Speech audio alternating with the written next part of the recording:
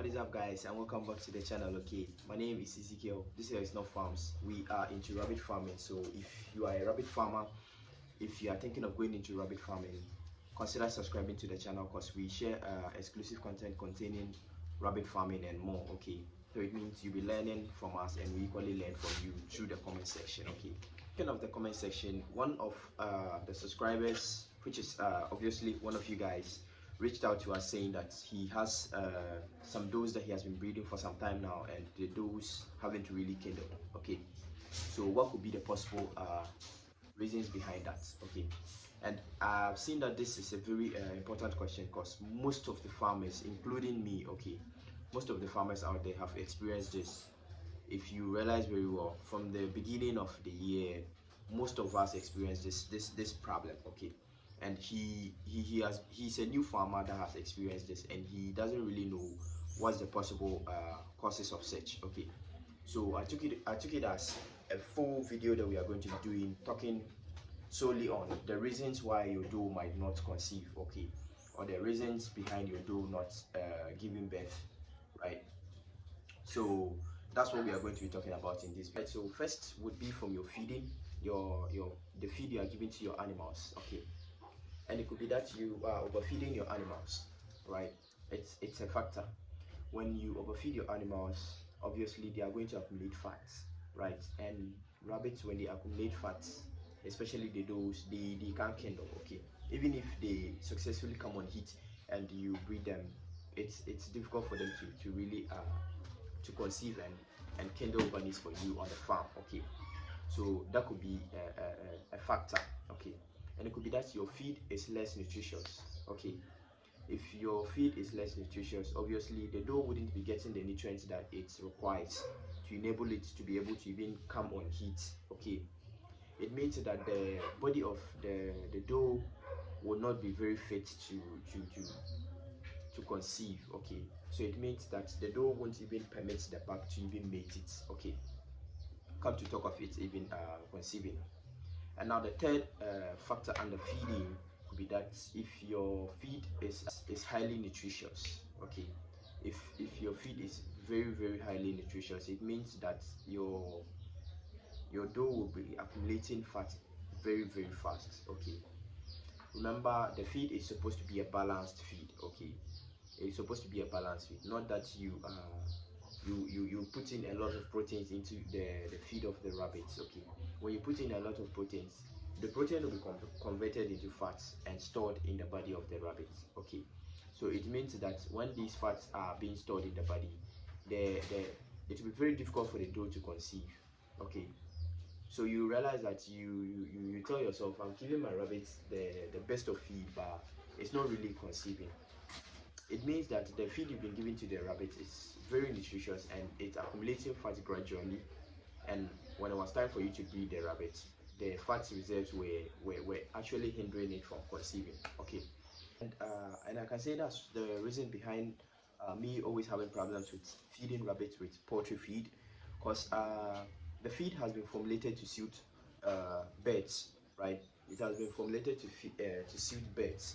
So it means they've not really considered the aspect of fats into the feed. Okay, maybe poultry don't really have problems with fat accumulation, but rabbits actually do. Okay, rabbits actually do, especially if you are a breeder. It means that you are constantly looking out for the aspect of fats. You are trying to eliminate the fats within the reserves of the animal. Okay, so when you're making your feed, you ensure that the fat aspect has been reduced or is very minimal, right? So now let's move to the second point, which is it could be from the back. Okay, it could be from the back. That's another reason. It could be that your back is infertile. Like in normal human beings, we know that there are people out there that are not that can't conceive. Okay, there are people out there that can actually not conceive, and it's just by nature. That's just how they are.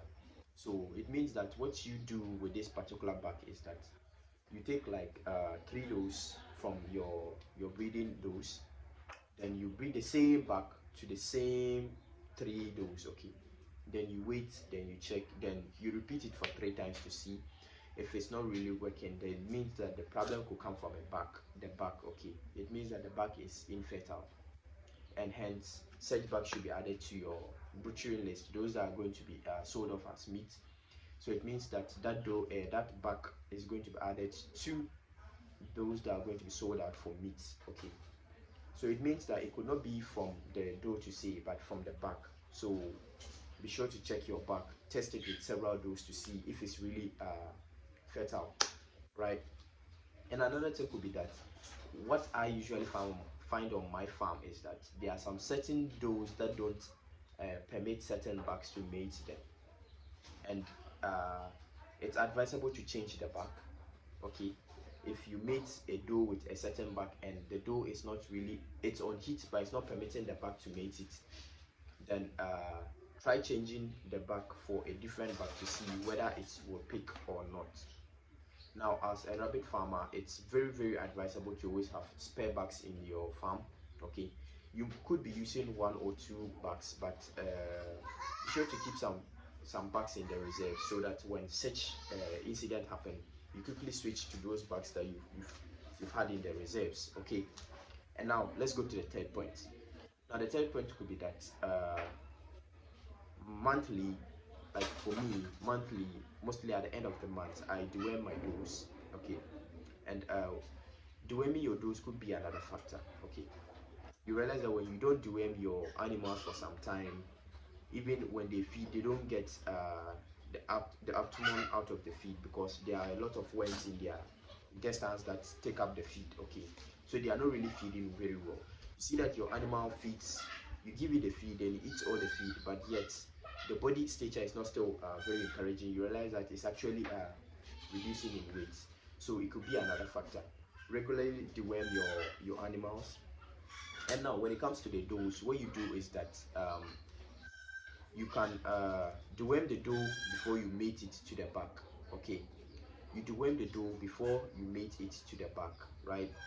And you deworm the doe after you've weaned its kids from itself. Okay, deworm the doe after you wean the winners from the mother. Okay, so it means that you are constantly clearing the system of the doe to prepare it for the next breeding season. Okay, so when you deworm it, you take it to the back, it mates successfully, kindles for you, then after some time it stays with the kids. Then when the time is due for you to wean the kids from the mother, what you do is that after you wean the kids from the mother, you deworm the mother and prepare it for the back again. Okay, it could be another course, because I've actually found such on my farm before. After I dewormed it, I introduced it to the back, then it picked magically. It picked, and I tried it some couple of times and it has proven to be a factor. So that's why I'm including it on the list. Okay, so remember to deworm your animal. I know it's something that most farmers don't really do, but it should be more of a routine thing that we should be doing. Okay, now I'm not going to tell you as to which medication to use, because I've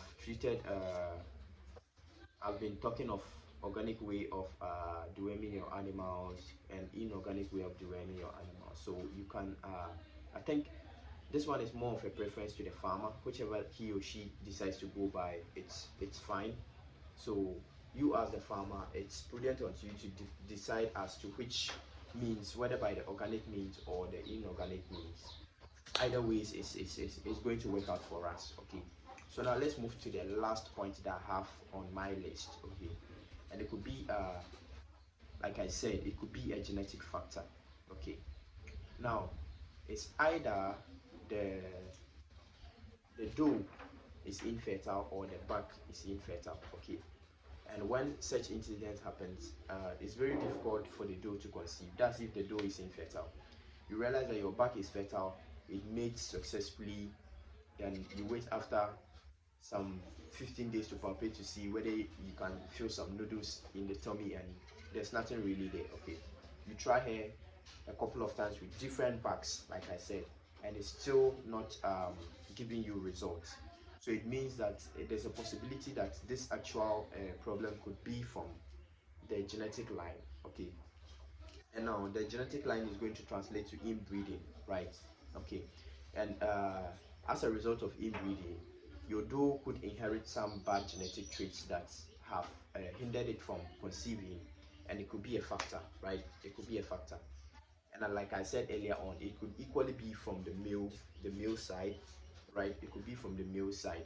If the male happen to be a result out of inbreeding, it means that it's, even if it's able to mate the doe successfully, but there will be no sperms to fertilize the eggs that have been released by the doe. Okay, so these are a few reasons that I've come up with, because these are things that have been happening in the daily lives of rabbit farmers, and I think once you consider these very points, you should be on a good track. Once you are able to check these boxes, your doe should be able to give you some litters. Personally, for me, like I said earlier on, I've equally had this problem, and it was more like a general thing for all rabbit farmers, and I'm sure it wasn't affecting only rabbit farmers, it was affecting other farmers too as well. Okay, and it's that the climate is gradually changing. Okay, we've been hearing of climate change, and it's something that is very real, and it's happening. Okay, and if you've experienced something like this, you can share it with me in the comment section. When the year was beginning, how was your breeding program like for you? Because for me, I bred several does for several times that did not even conceive at all, right?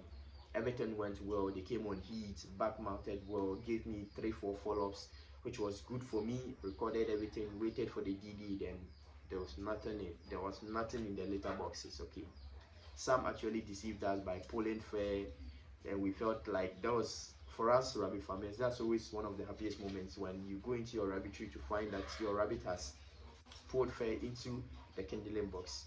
Like, the joy that we get, you can't just wait to unfold those fairs to see how many bunnies it has given you. Okay, but due to climate change, it was really affecting us. Right now, I can say we are back on track. The does are picking up, and I'm starting to realize decent litters, although my litter numbers are actually changing, but it's good. Okay, it was better than the previous months that we had. Alright guys, so this brings us to the end of this video, and I hope you subscriber out there that asked the question has been answered. Okay, and if you have further questions concerning reasons why your doe has refused to come on heat, has refused to kindle, you can go ahead and ask. Like I said, it's a community that we formed, where we learn from each other. Okay, I'm not actually teaching, I equally learn from you guys too as well. So let's get interactive in the comment section. Like I always say, ask your questions, ask suggestions. If you have recommendations, just feel free and leave it in the comment section. Okay, and I'll reply to you as soon as possible. Alright, so until I see you guys again, it's a goodbye for now. Stay safe.